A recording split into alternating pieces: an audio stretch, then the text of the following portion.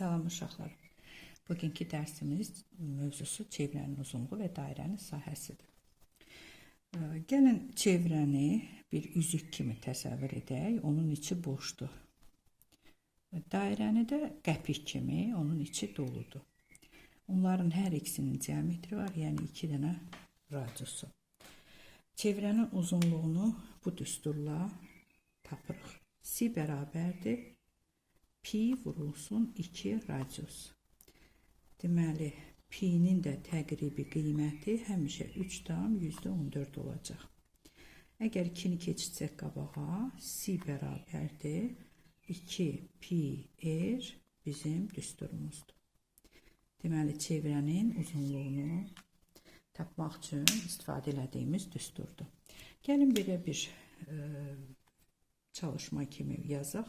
Deməli, radius bərabərdir 8 cm və çevrənin uzunluğunu tapaq. Çevrənin uzunluğu nədir? 2 pi r, o demək ki, 2-ni vururuq pi 3,14-dür, vururuq r-ə. R də bizdə nədir? 8 cm-dir.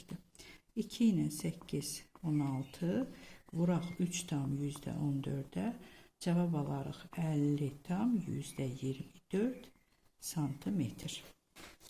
İndi isə dairənin sahəsindən danışaq. Dairənin sahəsi bu düsturla hesablanır. S bərabərdir. Həmənki kimi yenə pi r, lakin 2 əvəzinə burada kvadrat yazırıq. Yəni sahə olduğu üçün bilirik ki, sahə həmişə kvadratla yazılır.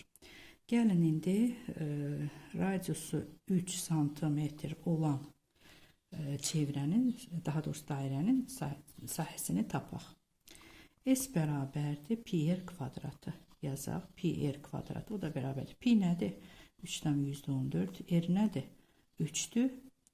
3'ün kvadratı, yəni 3,14'ü vuracağıq 9'a. Bu da cavabda verir bizə 28,26 santimetrənin kvadratı. Gəlin bir də təkrarlayaq. Bax, bu bizim deməli sahə düsturumuzdur. Bu da uzunluq düsturudur. Çevrənin uzunluğu 2 pi r-dir. 2 dənə radiusu var. 2 pi r belə yadda saxlayın. Dairənin sahəsi isə pi r kvadratıdır. Kvadrat nə vaxt yazırıq? Həmişə sahədə biz kvadrat yazırıq. Ona görə pi r kvadratı. Burada 2, burada isə kvadratı kimi yazılır. Və radiusun sahədə tapanda radiusun kvadratını vururuq 3,14'ə.